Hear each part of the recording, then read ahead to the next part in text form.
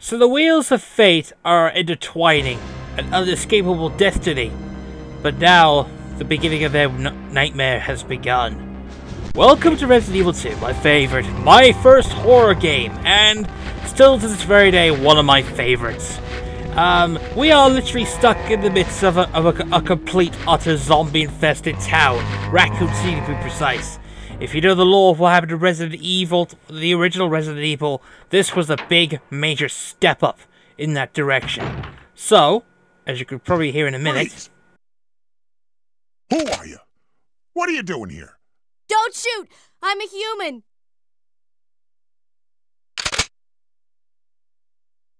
Ooh. Sorry about that, babe. I thought you were one of them. What's going on in this town? Hold on. I ain't got no clue, darling. By the time I noticed something was wrong, the entire city was infested with zombies. But don't you worry, girlie. You'll be safe in here. I'm keeping a close eye on things. Well, you know the horror tropes. He's gonna have a very vicious and horrible death later. It's a shame, really, because I actually like Kenzo. Anyway, in the N64 version, there will be an EX file here describing Kenzo in particular, just because there was no connection, and because Resident Evil 2 only appeared on the N64. But, oh dear.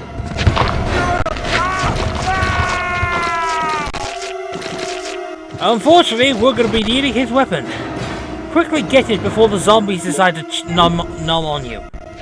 This is the big major improvement. Both characters, Claire and Leon, start with 8 inventory slots, and actually one of them can go up to 10 inventory slots, and the other can get an infinite item.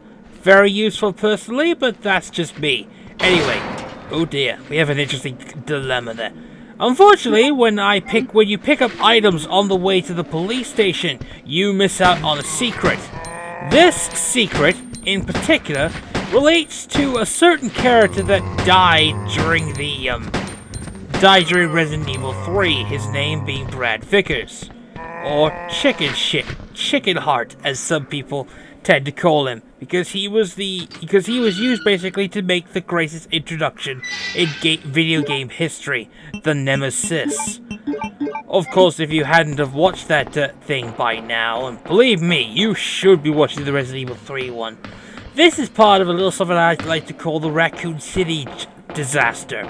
Basically, played Resident Evil 3 and played Resident Evil 2 at the same time, because I would have thought, there are 3 characters in this game, technically. All describe the survivors of Raccoon City. The survivors of Raccoon City, basically, are, if you want the actual official list, officially, it's Leon, Claire, Ada, and Sherry. Or is it actually Leon, Claire, and Ada? But it was expanded upon by Jill and Carlos. They survived too. Assuming Rebecca got out much earlier and probably left the series by then. Or she just reappeared in a fluff piece between 6 and 7, who knows. That wasn't a very good film, by the way. Anyway, I rambled on. We go for the streets of Raccoon City. If you've played the game enough times like I have, you already know that running is possibly a speedrunning tactic, and you don't need to worry much about the zombies in the first place. Only worry about specific monsters, so to say. Also, take to consideration, if you have an opportunity to kick a zombie's head off from that, and might I add as well, some zombies take about a lot of bullets, and some zombies can die in a few hits. Also, they're very grotesque looking because most of these are poor victims that were basically chewed and nommed on by zombos. Another EX file is in that suitcase there if you're playing the N64 version, but that's really about it. We're one location away from getting to the police station itself. Some last minute zombie dodging, and then that's really about it. Just be careful here. And believe it or not, apart from deliberate hits and such, that is police station getting through, which is good. Now, if you didn't pick up anything, you would have triggered just one zombie here, and that would be Brad. But fair warning to those, Brad takes a lot of bullets to kill. I repeat, he takes a fuck ton of bullets. Also, in the US version, best version, you get a green herb on that location only, but that's the only thing you get. And welcome, ladies and gentlemen, to possibly the most time that we'll be spending in Resident Evil 2, the police station, which was an art museum. Also, it looks fantastically impressive in the remake, which is obviously the reason why I'm playing this for you two. The remake is what I'm hoping is probably going to be even better than the first remake, which completely changed the entire format of Resident Evil alone. Here you get some bullets, about 30 bullets anyway. Then you get a stink ribbon, which is about 2. Used to be 3, but then they reduced it to 2. Don't know why, it just doesn't make any sense. Anyway, we need a card key in order to progress to the next part.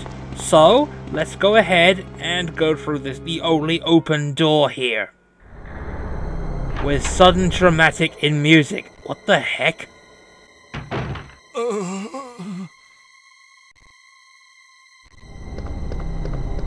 Hang in there. Are you the only officer left in the building? Who are you? Claire Redfield. I'm looking for my brother Chris. We lost contact with him over 10 days ago. Chris, Jill Barry. Every last STARS team member has disappeared. We should have listened to them. What happened? About 2 months ago, there was this incident involving these zombie-like creatures in a mansion located in the outskirts of this city.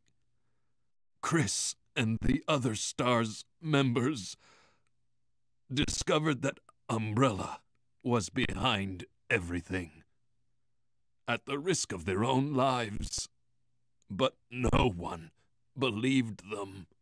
Are you okay? Don't worry about me. Just rescue the survivors in the other rooms. Here, take this key card. You should be able to unlock the doors in the hall with this. Now go. But... Just go.